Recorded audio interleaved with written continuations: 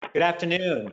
My name is Ed Marx. I'm with the HCI Group and really excited today to share with you a live conversation with my good friend and mentor and colleague, Bill Russell. And I think we have a really exciting show for you today in terms of talking about what's it like under pressure and emerging leadership lessons. And everyone's dealing with crisis right now. So we want to take a few minutes just to talk about it from a leadership perspective. We know you're getting tons of information on COVID specifically. We're not going to go there. You can get that someplace else, and I'm sure you are. But what we want to share is sort of what are the leadership lessons that we're personally have experienced, or better, what we're hearing from you in the field and that we could share with others in the learning. So before we go to introducing Bill, there's a message that Bill and I want to share with you, and that is thank you for all that you're doing out on the front lines. We both previously, we no longer are, but previously had been in similar positions as CIOs, never experiencing what you're experiencing today. And we just applaud you and sincerely thank you for all you're doing. And I know both Bill and I on a personal level would do anything to help you if you should need it. So never hesitate to reach out to either one of us on a personal level to help during this time. So with that, I get to turn the tables today. So Bill, I'm gonna let Bill introduce himself, but Bill does tons of interviews. So this is kind of fun. We were joking earlier, this kind of like having Larry King interviewed.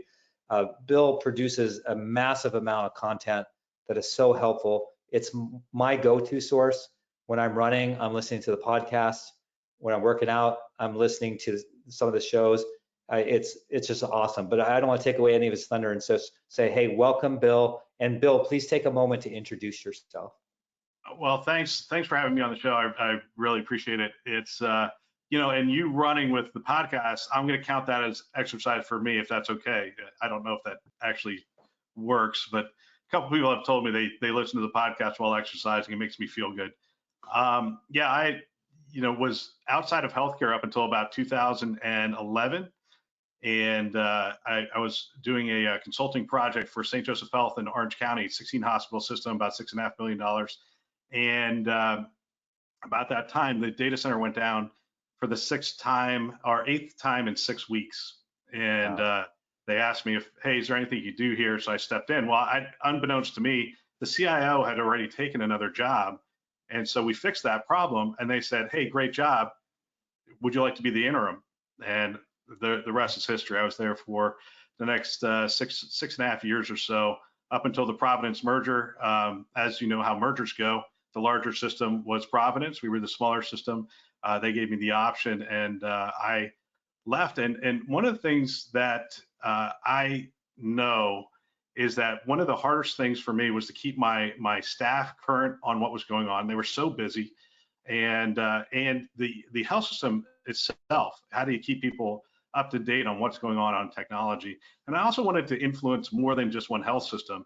And so I talked to a bunch of CIOs, and I said, I have this idea for a podcast, and everybody encouraged me to do it. And when they encouraged me to do it, I said, great. When I call you up to have you on the show, you have to come on the show, because they don't want to hear from me every week. They want to hear from you. And that's actually how we came up with the show's really its mission statement, which is to amplify great thinking to propel healthcare forward. And so I try to just be a reflector of great thought by asking good questions and having people like yourself and just the other great people within the healthcare industry share what they are learning. Well, you're filling a tremendous void that existed out there, and I really appreciate it. And people can see how to contact you here on the slide, hello@thisweekinhealthit.com. And yeah, going to the staffing thing, and then we'll move on. I wish that resource was available years ago, because oftentimes while CIOs and maybe the senior health IT leaders, we have really good venues for education, the rest of the staff, it's a little bit more difficult and challenging. And so that resource in and of itself is like a godsend. So thank you for all you do. Ed, how many times have you sat in a meeting and you thought, man, I wish the whole staff could be here? I mean, we get to sit with people who were formerly with the NSA talking about security, and people who are talking about, taking VDI environments and scaling, we think, oh my gosh, everybody should hear this. And and that's what I'm trying to do. If, I find those people, ask them the questions, and then share it with as many people as possible. Yeah, it's awesome. So we have a couple questions today around emerging leadership, under pressure. And we also invite our audience. One of the reasons we do this live is to get audience interaction. And I think it's something, 6 months ago, maybe what people weren't used to, but I think now more and more, given the situation, people are getting more comfortable with this capability and opportunity. So please, we will be monitoring the Q&A. And if you submit your question, we'll try to get all of them answered here in the next half hour. So please do not hesitate to go directly and ask questions. So the first one is really a focus on leadership, as we mentioned, and all the pressure. So Bill, and the reason I wanted you be my guest talking about this, because you hear so much from the field, because a lot of people go to you, as we talked about, and you're interviewing so many people. So what are some of the leaders doing that are doing this well, that are leading through this crisis well? What are some of the things that they're doing that maybe others that are listening, including myself, can benefit from and apply ourselves? Yeah, so I have two sources of information. One is I coach CIOs, so I have a couple of people that I'm coaching, and so I'm getting really frontline reports of what's going on. And then the other is the interviews. We've done about 12 interviews over the last week, and we've just been dropping one a day, and we're going to continue to do those. Plus, we opened up a Slack channel, and a lot of health systems are sharing ideas with one another, and I'm getting to see that. So, let's start with my coaching CIOs. One of the things when this was starting to happen, they were asking me, what does leadership look like in crisis? And, I've never led through something like this. I'm not sure anyone has led through something like this.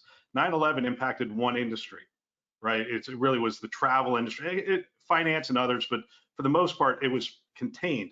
This is impacting everyone in a lot of countries. This is really an extraordinary event.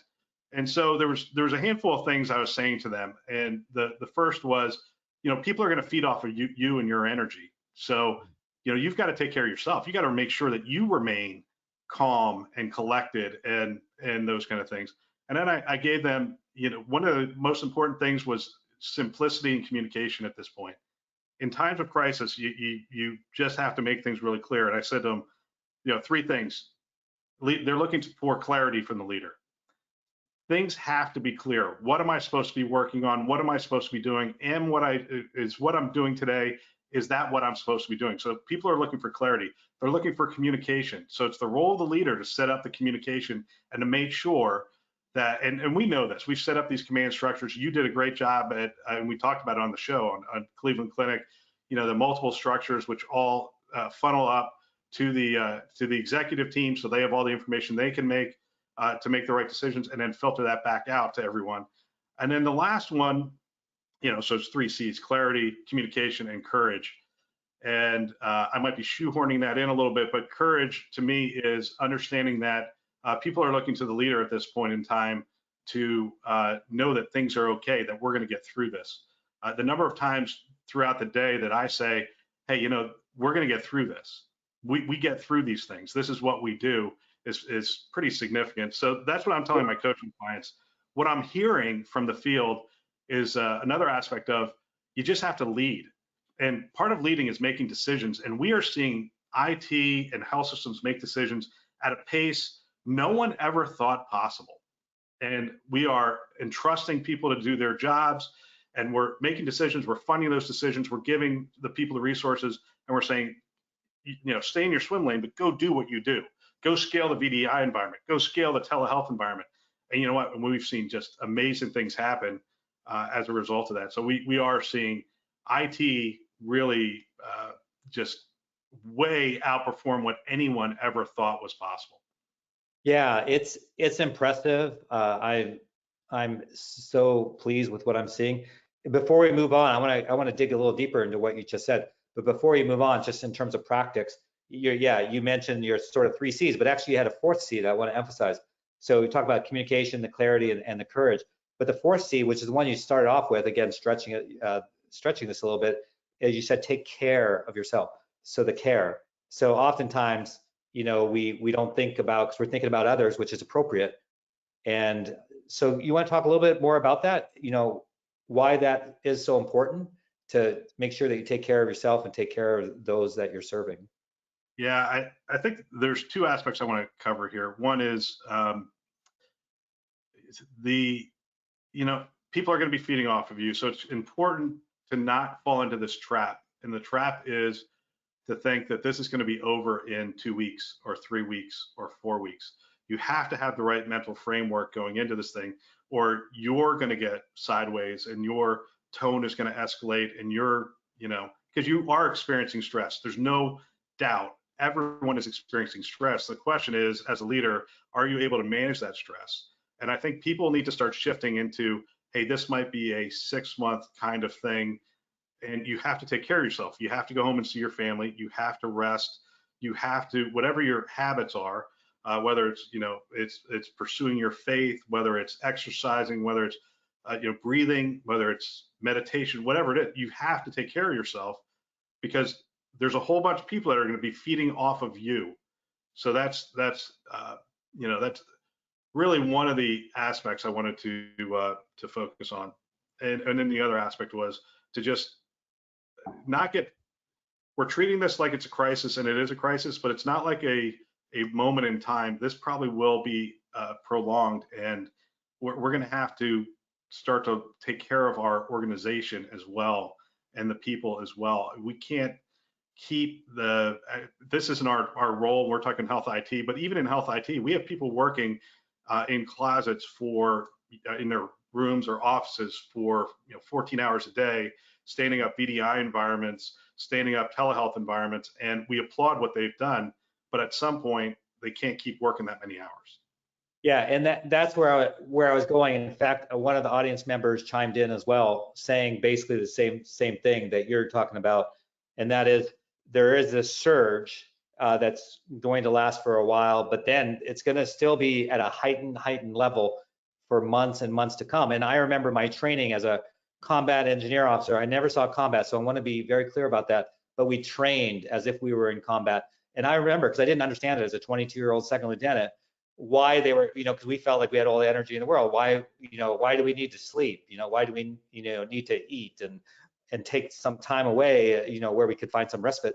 But they were trying to train us. Look, this is these battles will wage for a long, long time. And if you are not rested, you lose mental clarity and physical capability. So yeah, it's a really good point. The other thing I would say, Ed, is you have to understand that if you have I had a staff of 700 people, you have to understand that not all of them were designed to go, hey, here we go. And I used this example when we were talking before. When the planes hit the Twin Towers, there's a whole bunch of people that are like, I'm going to New York. I'm going to help. That's how they're wired. That's how they think. But there's a whole bunch of other people who sit there and go, oh my gosh, look what just happened. We've got to protect myself. I got to protect my family. And if you have 700 people on your staff, you have to understand that you're managing them very differently. And now is not the time to stop sending individual notes to people saying, hey, I recognize what you did. You did a great job. And hey, I really appreciate what you're doing. And if you can, have individual or group, smaller group Zoom meetings or whatever you're using, team meetings or whatever, so that you can handle some of those questions. And to a certain extent, a leader is a part-time psychologist in some cases to say, it's okay. We are going to get through this, and you have to handle. This is the time you have to handle their questions. When people are saying, hey, do I still have a job after this? It's not the time to shrink away from that conversation and say, hey, we're in the middle of crisis. We're not talking about that. It's the time to say, hey, to step up, and to the extent that you can share what's going on, to say, look, we're going to get through this. We're going to get through this, and we're going to be okay on the other side. You don't know, but you have to lean into some of these things that normally you just wouldn't have to. So because we're getting a lot of audience interaction, I want to just camp here for a little bit. Another longtime CIO that Bill, you would know very well, also commented, and that is that we have to realize as this phase is going to be take some time to go back to the new normal. There's going to be a lot of distractions, right? There's going to be people may lose loved ones on your team. There may be a lot of, this goes on for months and months, people need to attend to personal matters. They're thinking about Well, do I need, to store up on food? Do I need, make sure I have enough water? I need to take care of my family. I can't always be, it's just solely thinking about work. So there's that, again, it just reinforces our point. You got to really think long term. And then as a leader, as you're alluding to, it's all about the empathy as well, is that you have to show that you understand and that you care and that you're providing time off or that rest, that care, in order for you to be successful long term. Absolutely. So this is really rich. You mentioned earlier, so I'm going to go back to a statement you made maybe 5 minutes ago, and you were talking about how, the agility that's been shown, which I'm like I'm so pumped. I mean, I hate the fact that this what is happening, of course. I'm so pumped what I'm seeing. You're seeing it more, given all the interviews that you're doing, the coaching, and that is for a long time, right or wrong, we took sort of a negative rap, about healthcare IT being behind, which I would agree with. But now we're having the opportunity to catch up and maybe leapfrog. But it's required a new level of leadership, and I think we're seeing people sort of stepping up. And do you want to talk about that? Have you seen that, like just that agility and capability? Yeah, and I'm one of those people that have said we're behind. So you can paint me with that brush, and I think we were behind. The question becomes why now? Because the agility we've shown in the last 5 or 6 weeks is unbelievable. The story I've been sharing over and over again, and I think it's true in almost every health system. I wish people would just start sending me the statistics, but USC, Tom Jakowicz, who's the CEO, shared that in 2018 they did 300 televisits, and in the last 2.5 weeks they did 5,000. Right. So, and we're hearing that on the VDI side as well. I've talked to some health systems that have said, we had a policy of no one works from home to everyone works from home. It's just like, and it's amazing. So no one works at home. So there's no infrastructure. There's no run books. There's no nothing they bring the CIO in and say, everyone has to go home. And they figured it out. They scaled it up. So people are working at home and it's working. To say we definitely were agile. We definitely had it within us to do amazing things. And we've really done that. I did an episode with Texas Health, and you and I talked about it a little bit. They were talking about how they MacGyvered the whole telehealth thing, and we're hearing those stories all over the place. Broward Health shared with me a story of how they're using Teams for rounding, and I'm like, well, were you using Teams before? It's like, no, we just stood up like it took us 5 days. We figured it out.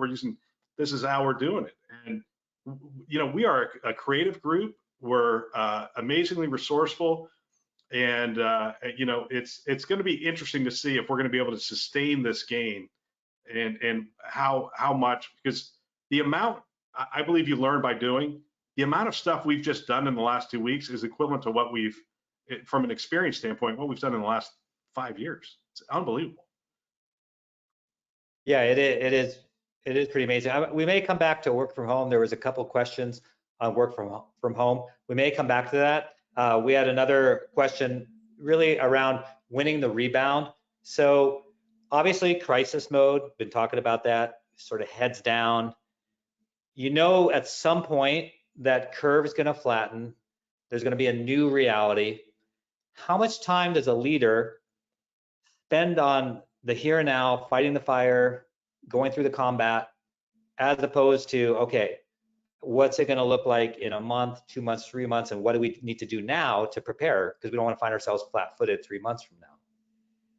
Yeah, I talked to Director Ford about this. We were on a call yesterday, and I appreciate he and I have been talking pretty regularly through this, just in terms of what are you hearing, what am I hearing, kind of stuff, and same stuff we do together as well. And we were talking about how what I'm telling my coaching clients is, you need to stay like 90% focused on what's going on right now, especially as the crisis is ramping up.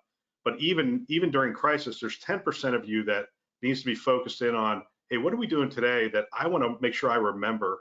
And Drex gave me this idea of, you get a Post-it notepad and you just start writing down the things that IT was able to accomplish that you're going to want to remember, but you're not going to because you're doing so many things.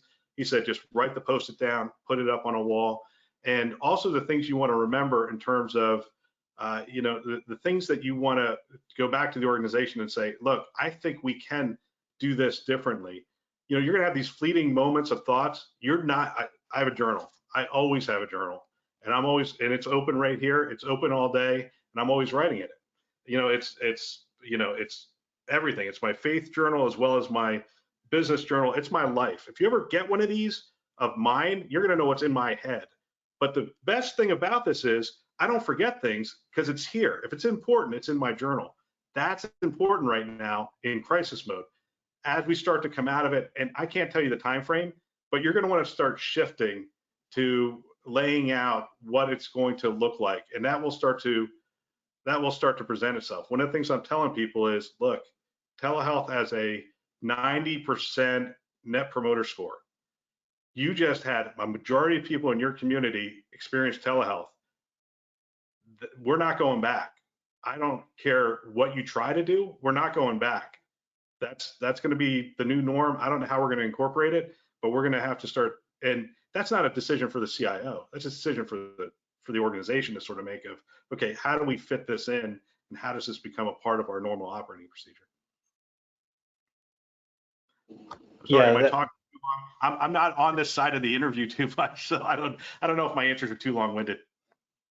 No, you're doing great. But I'm also laughing because work from home, and pretty soon you're going to hear our gentleman who helps with our yard blowing away all the leaves out in front of my office here, and you'll have that disruption. So let's go back to, so that's good. So Bill, what you were saying is you really have to have an eye on today, and obviously focus on today, but start thinking, using a journal, Post-it notes, Drex idea, and really think about the future and start mapping it out. And another idea, sometimes I would deploy these in much less of a crisis, of course, but sometimes I would just carve away a smaller team to think about sort of that future. Okay, we're all dealing with the electronic health record being down right now, but let's carve out, 5 individuals or whatever the number might be to really think about, okay, a month from now or 2 months from now, or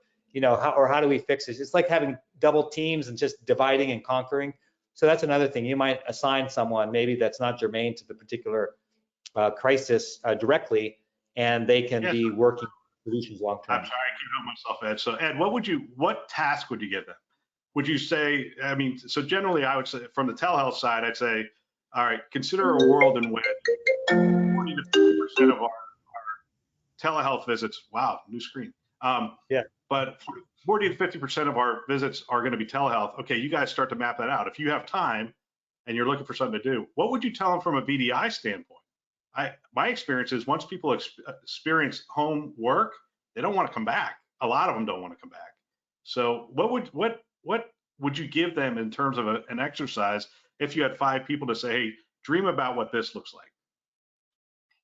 Yeah, well, that would be the key question, because no one really knows, and that is, just start with that whiteboard and really think about, look, let's just say when that day comes that we're bending the curve is flattening, and we're looking at a new normal, give me 3, I'd probably ask for 3 situations of the new normal. One being what we're experiencing today, the rise of telemedicine, and that being the new norm, or the rise of the teleworker, and that being the new norm, all the way back to, depending on your organization, some organizations are very conservative, or it may not. I don't think anyone will go back to exactly what it was, but they might go back 50% of the way or 80% of the way. So what's the plan then? And then I'd also have that same team, and of course, you can do this as an after action review when the time comes, but I would even start now thinking about, okay, what are we going to do in the future? What are we going to plan for the future in the event that this happens again? And God forbid something at this scale happens again, but it's likely that something will happen. And so, are you prepared? Is there that magical kit that you can pull out and says, here's the playbook, here's the new playbook, this is how we do things, here's the first 10 things you need to do. Oh, by the way, we can we can easily spin up, because we're using, now we went to the cloud, we can easily spin up work from home capabilities, things like that. So just really a lot of preparedness, just like we all should in our own personal lives really be doing the same thing. Of course, it's not the same scale, but we should be thinking about in the future, do we have a stockpile of food to survive for 2 weeks or 30 days or whatever, or water on hand, or toilet paper, as apparently has been the biggest commodity crisis on the personal side. So those are really good. So I had a few more questions come in along the lines of work from home. So I have one more work from home type question, then I've got a separate line of questions, and we have 4 minutes, Bill. So you're used to this, you kind of call it your lightning round. But what's one thing, and maybe two things, from a work from home that you're hearing as a best practice from some of the customers or clients that you have and what they're doing? Yeah, so the first thing is the dissemination of information. People are setting up a single point of truth for the organization itself. That can be an internal site or whatever, so they can go and see how many cases, dashboards. They can see messages from the different departments, needs in the community. So single point of truth is being set up. The second is don't give up meeting. I think we're hearing this across the board, but just don't give up meeting. Teams, the amount of people that are using Microsoft Teams, and I'm not trying to push any technology, Zoom, Teams, GoToMeeting, whatever you're using, whatever you decide to put together, don't give up meeting and talking. And then the last thing I would say to leaders is you should be over communicating with your direct reports, and then you have to trust them. Yeah. Like if I had 700 reports to me up through a chain, I've got to communicate really well to the next level and trust and be really clear so that they can communicate it out through the organization and still have ways for me to get my message down to all 700. Okay, awesome. And I agree with you on whatever product you use. We use Teams. Every day we do the huddles, just like we did at the clinic and other places. Every day we have tiered huddles. We have 4 different tiers, and by noon every day, our CEO knows exactly what's happening in the company. And every employee is involved at the first tier all the way up. It's beautiful and it's visual. Like, we get on people if they're not visual. So we all want to have this eye contact, because that's how you get engagement. And then you don't feel as lonely. Some people suggested, just have virtual social gatherings. And we do the same with our family. So we have dinners together with our family, all via Teams. So let's move on from that. I think we do a whole, what I'm getting from all the questions is we could do a whole session on that. Maybe we will. So what do we do in the future? So we are talking about, do we build buildings in the future? Okay, 2 things, and I'm struggling to get this in 2 minutes. So you can take your pick. Do we build buildings and come back and reoccupy? And the other thing is, what do we do with all the projects that were in the project queue when things slow down? So take a pick. Well, first of all, I mean, the first thing that all these CIOs did was put all the projects on hold, is what I understand. And I think before we ratchet those back up, we've got to reevaluate them based on the new norm. This is not a normal event. Everything has changed. How we deliver care has changed. The unemployment rate will now be like 20%. The payer mix will be different. The number of people that are coming in with Medicaid and Medicare is different. This is a new norm. You have to reevaluate. I mean, I had my episode from this morning is with the former CFO for UPMC. We talked for about 20 minutes on the show, and it's phenomenal. And then I ended up talking to him for another 20 minutes off the show because I had like 1 million more questions to ask him. But fundamentally, we both agree that this is a reset. We have to rethink the environment that we're going into. So yeah, if you were just plugging along going, hey, this is what we're going to do. No, you have to stop and reevaluate everything based on the new norm. And the new norm is going to be different based on what's your size, how much of a hit you took in your portfolio, what market you serve, did it actually surge in your area? You name it. It's going to be different for everybody. You have to reevaluate, and those teams have to reevaluate. Too much? And that lead, and I can answer the second question really quick and then end with this. And that leads into the answer of the second question, which is really about physical space. You'll have to take costs out of your health system. The easiest way without harming people is stop going back to building. Never, I've said this for 10 years, never drive to use a computer. And what's worse is driving your laptop to go and use your laptop. And everything, including digital hospitals, right? Digital hospitals is a big thing, and I believe it's a big thing for the future. We're building digital hospitals. I'm like, why would you, by definition, you wouldn't build a digital hospital. You would just be digital. So anyways, I think that's the answer to that question. Anyways, Bill, this has been an awesome 30 minutes. So much to talk about. I love it. And we have so many more questions we couldn't get to. And I'm sorry my screen went black for some people, but thank you for joining us, Bill. Awesome. And all of Bill's contact information, you can look him up. Again, Bill, tell us really quick, because I can't show the screen right now, the best way to reach you. Bill at thisweekinhealthit.com is the email address, and the website, thisweekhealth.com. Perfect. On behalf of Bill and I, thank you again for joining us. Thank you for all the interaction. It was awesome. And look forward to speaking with you all again, and keep fighting the fight. Thank you. Thanks, Ed.